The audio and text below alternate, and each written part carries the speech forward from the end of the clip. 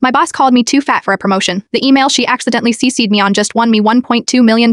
I never planned to become the face of a workplace discrimination lawsuit. 3 months ago, I was just a senior account manager at one of New York's top marketing firms, working 60-hour weeks and dreaming of making director before 30. Then came the email that changed everything. It was a normal Tuesday when I submitted my application for the newly opened creative director position. With 5 years at the company, consistently exceeding targets, and glowing client testimonials, I felt confident my portfolio was strong and I'd already been informally handling many of the responsibilities. 2 days later, I saw an email from our Prima of Lenzi, Diane, pop up in my inbox. It was addressed to HR and our CEO, but I was somehow included on the CC line. The subject line read, RE Director Candidates Internal Review. I almost didn't open it. Almost. While Emma's performance numbers are impressive, I'm concerned about client-facing optics. She's gained significant weight this year, and the creative director role requires someone who embodies our brand aesthetic. The Lux Beauty account specifically requested someone with polished presentation. Let's focus on external candidates who better fit our image. My hands were shaking so hard I could barely send the email. I'd gained 40 pounds over the past year while caring for my mother through terminal cancer. My work never suffered minus. In fact, I'd landed 2 major accounts during that time. I sat frozen, reading those words over and over. Diane had always commented on my appearance, minus suggesting keto diets, sending links to fitness classes. I'd brushed it off as misguided concern. When Diane realized her mistake, the damage control began. First came a follow-up email, please disregard my previous message sent in error. Then a calendar invite for a quick chat appeared. When I didn't respond, my phone started ringing. I declined the meeting and called in sick the next day. Instead, I consulted an employment attorney who listened to my story, reviewed the email, and said 5 words that changed everything. This is a slam dunk case. I returned to work the following day to find Diane unusually friendly, complimenting my presentation and suggesting we grab lunch soon to discuss your career goals. Har called me in for a meeting where they offered an immediate 15% raise and mentioned the director position might be a possibility after all. Too late, my attorney had already sent a formal complaint letter. The company's initial response was predictable. They claimed the email was taken out of context and that my weight wasn't a factor in their decision-making process. They offered a settlement of $50,000 if I signed an NDA. I declined when my attorney deposed 3 other female employees who'd been passed over for promotions after pregnancy or health issues that affected their appearance. The company's tone changed dramatically. 2 weeks later, we settled for $1.2 million and a public commitment to implement bias training. My last day was yesterday. As I packed my desk, several younger women from the creative team stopped by. One whispered, "Thank you for doing what none of us had the courage to do. I am starting my own agency next month with a focus on inclusive marketing. Our first campaign, body positive advertising for a fitness brand that celebrates strength at every size. Some battles aren't just about money. They're about making sure the next woman in line doesn't have to fight the same fight." The irony, the weight of discrimination turned out to be the heaviest thing I was carrying, mines, and now I finally set it down.